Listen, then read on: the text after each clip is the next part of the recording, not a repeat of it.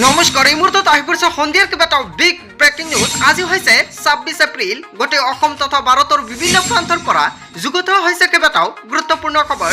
এনেবোৰ খবৰ নিতৌ পাই থাকিবলৈ চেনেলটি ছাবস্ক্ৰাইব কৰি ভিডিঅ'টো যেটা লাইক কৰিবলৈ নাপাহৰিব।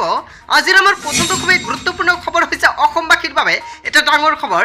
হয় বন্ধুসকল, আপোনালোকে ঠিকেই শুনিছে, ইভিএমক লৈ উত্তপ্ত পৰিস্থিতিৰ সৃষ্টি হৈছে ৰাজ্যজুৰি।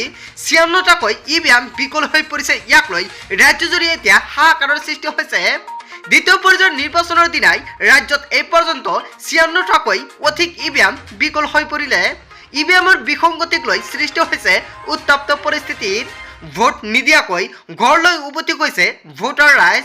কৰিমগঞ্জ, ডিফু, মৰিগাঁও, চামগুৰি, নগাঁও, বটদ্ৰৱাকে ধৰি ৰঙিয়া, ওদালগুৰি, কাটিগড়া, লগতে বেৰাগাঁও, খৈৰাবাৰীৰ লগতে চিপাঝাৰ, লাহৰীঘাট, লগতে গড়েশ্বৰ, দলগাঁৱত ইভিএম বিকল। কেৱল ইয়াৰ নহয়, ভোট কেন্দ্ৰলৈ অনা হৈছে নতুন ইভিএম।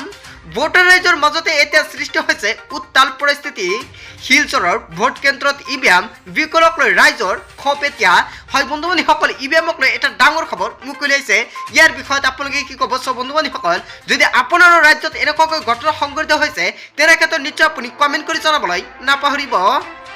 তাৰপিছত অসমবাসী ৰাজ্যিক জনাইছে আমাৰ ২ নম্বৰটো খুবেই গুৰুত্বপূৰ্ণ খবৰ, লগতে এটা ডাঙৰ খবৰ। ইভিএম লগতে BVPATক লৈ সৰ্বোচ্চ ন্যায়ালয়ৰ ৰায়দান।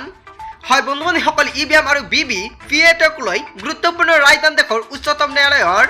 বেলট পেপাৰৰ জৰিয়তে নিৰ্বাচন বিচৰা আবেদন খাৰিজ কৰিলে SCৰ তৰফৰ পৰা। ইভিএমতে ভোটাৰে দিব লাগিব ভোট অৱশেষত এয়া মন্তব্য কৰিছে উচ্চতম ন্যায়ালয়ৰ তৰফৰ পৰা। BVPA ১০০% ভেৰিফিকেশ্যন বিচৰা আবেদন খাৰিজ। ন্যায়াধীশ সঞ্জীৱ খান্নাৰ লগতে দিবাংকৰ দত্তৰ বিচাৰপীঠৰ এই শুনানি। এই প্ৰক্ৰিয়াত সম্পূৰ্ণ সন্দেহৰ সৃষ্টিৰে চাব নোৱাৰি বুলি মন্তব্য কৰিছে। ১০০% BVPATৰ স্লিপ পৰীক্ষণ কৰোঁতে সম্ভৱ নহয়। নিৰ্বাচনী আয়োগক নিৰ্দেশ উচ্চতম ন্যায়ালয়ৰ। ভোট গ্ৰহণৰ পাছত ৪৫ দিনলৈ সুৰক্ষিত কৰি ৰাখিব লাগিব ইভিএম। ফলাফলক লৈ অসন্তুষ্ট প্ৰাৰ্থীয়ে অভিযোগ দিলে হ'ব ইভিএম পৰীক্ষা। ইভিএম মাইক্ৰ'কণ্ট্ৰলাৰত থকা পুৰণা মেমৰি পৰীক্ষা কৰিব অভিযন্তা দলে। কেৱল এয়াই নহয়, ইভিএমত এই পৰীক্ষণৰ দ্বাৰা প্ৰমাণ হ'ব জালিয়াতিৰ তথ্য। ইভিএম BVPATক লৈ গুৰুত্বপূৰ্ণ ৰায়দান দেশৰ উচ্চতম ন্যায়ালয়ৰ। হয় বন্ধু-বান্ধৱীসকল, উচ্চতম ন্যায়ালয়ে এটা ডাঙৰ ৰায়দান প্ৰদান কৰিছে। ইয়াৰ বিষয়ত আপুনি কি ক'ব? চ' বন্ধু-বান্ধৱীসকল, জনতাই কি ক'ব?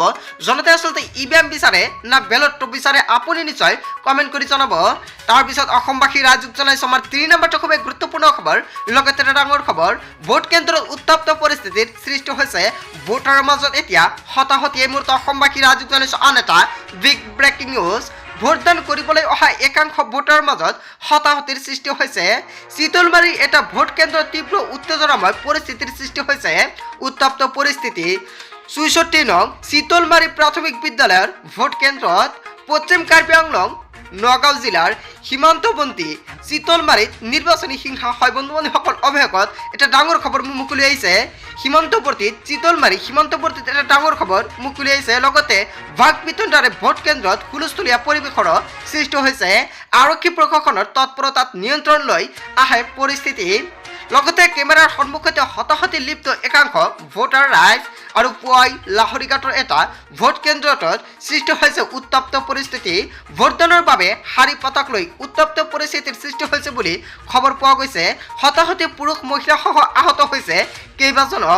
ভোট গ্ৰহণৰ সময়তে ভোট কেন্দ্ৰত উত্তপ্ত পৰিস্থিতিৰ সৃষ্টি হৈছে। হয় বন্ধু-বান্ধৱীসকল, এটা ডাঙৰ খবৰ, এটা গুৰুত্বপূৰ্ণ খবৰ মুকলি হৈছে। ইয়াৰ বিষয়ত আপুনি কি ক'ব?